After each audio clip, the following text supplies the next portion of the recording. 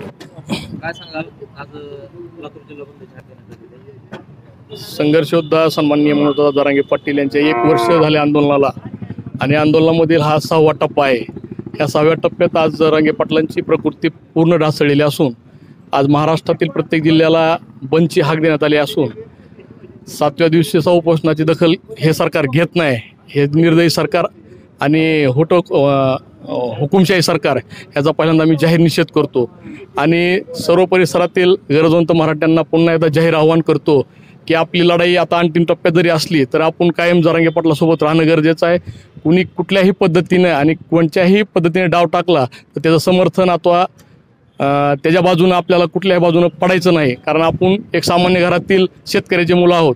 त्यामुळे जरांगे पाटील जो आदेश देतील तोच फायनल असेल। त्यामुळे त्यांच्या स्मरणात नसून तर त्याला 7व्या दिवसाच्या उपोषणाला सरकारला सद्बुद्धी देव आणि आमच्या आरक्षणाचा मार्ग मोकळा करून येणाऱ्या काळात आरक्षणाची बाजू क्लिअर करावी एवढं तुमच्या माध्यमातून व सर्वसामान्य माणसाच्या मनातला प्रश्न मिटावा हीच प्रांजळ इच्छा। दत्ता सुरेबन नाडे।